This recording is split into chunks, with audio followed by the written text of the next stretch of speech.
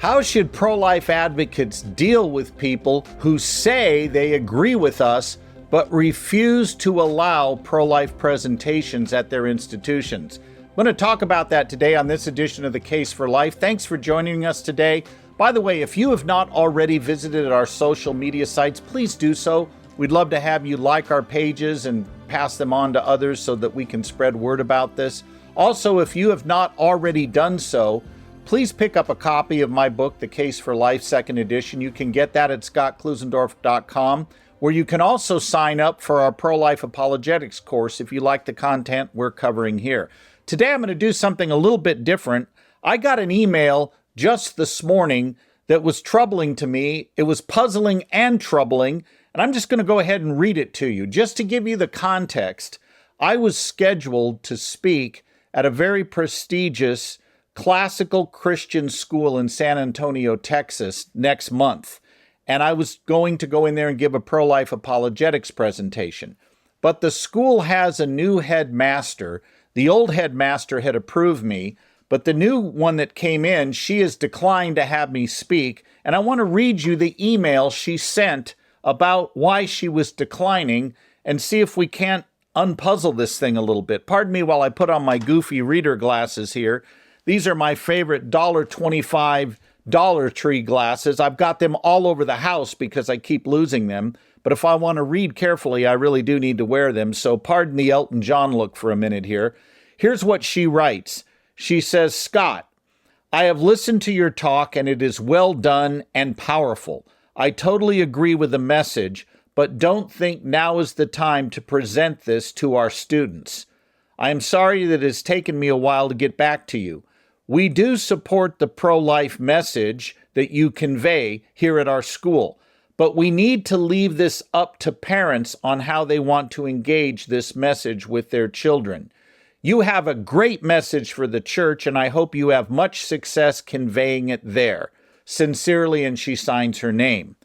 Now, the backstory to this, just so you know, this is a very prestigious college prep school. In fact, if you go to their website, it's interesting what they say. We pride ourselves on preparing our students to do tough things within the context of a well-informed biblical worldview. Now, my question is, if that's your mission, why on earth would you shy away from a talk like this? Now, this is not about me. You know, quite frankly, I don't care if they were to invite another pro-life speaker that would come in and do a pro-life apologetics talk. I am all for that, and I would support that. And every school has a right to choose the personalities they want to bring in. Maybe they might say something like, "You know what? We watched you. We like your content, but we just don't think you have the temperament we want for our students." Okay, that would be an honest response. I would disagree with it, of course, because I think I'm just wonderful in my personality and students love me, but at least that would be an honest response. I mean, follow the logic here. We think your presentation is powerful. We think it's great. We think it's great for the church. We are glad you're doing it. But here's the conclusion then, we're not going to do it here. What on earth is going on here? This is why pro-lifers lose, because gatekeepers like this shut off access to their audiences, and that the excuse is always the same. Well, our people aren't ready for this right now. Well, when will they be ready for it? I mean, come on, we're talking an election season where the students at this particular school are hearing Democrat politicians promote abortion wholesale. And basically, this school that prides itself on developing Christian thinkers who are willing to do hard things is saying, we don't want to equip our students to do the hard thing on abortion. We don't want to equip them to articulate a biblical worldview on it. We just don't think that's our place. That's for the church to do. Well, here's the dirty little secret. The churches aren't doing it either. And it's funny how this becomes a political hot potato. The government says the government shouldn't be involved in abortion, and they kick the issue back to the church. The church says we don't want to get involved in politics, and they kick it back to the state. Christian schools get involved, and they say, well, we don't want to step over the boundaries of the home. We think parents should do it. Parents then kick it back and say, well, our church youth groups will do it. No, they don't. Nobody's doing it. Everybody's passing the ball. And this is a problematic thing. With friends like this, we don't need enemies. This is enough to make us lose.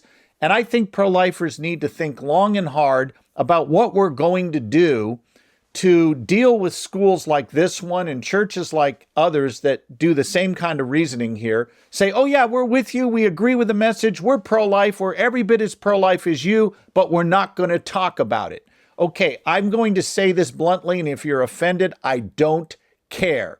If you claim to be pro-life, act like it.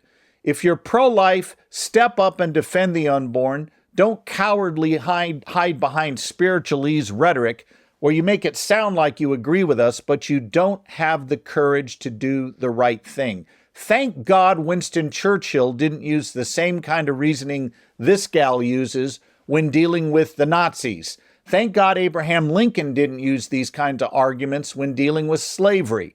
When will our own spiritual leaders step up and simply articulate the simple, undeniable truth that the Bible communicates, that our founders communicated, that Lincoln articulated, namely this: you do not have a right to do what is wrong. You do not have a right to intentionally shed the blood of innocent human beings, which is what abortion does. When are we going to get the courage to articulate and equip our people to think and understand abortion at a basic worldview level? Don't tell me you're pro-life when you're going to shield your own people from hearing the truth about abortion.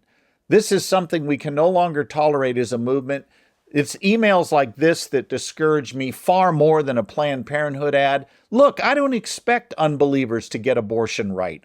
I expect them to put forth sinful ads. I expect them to promote sinful practices. I'm not surprised by that. You've got a culture that's hell-bent on killing children in the womb, and people who are not believers, it's natural that they would think that's just fine. But believers who claim to be followers of Jesus, who say, I think your presentation is great, I think the content is great, it's powerful, it's very moving, and I hope you have great success communicating it to others, but not to our people.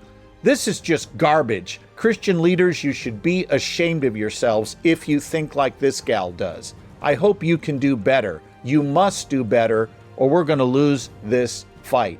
Thanks for putting up with me being a little bit agitated this morning, but I hope it gives you some insight into the challenges we face. I hope you'll join us the next time here on the Case for Life podcast.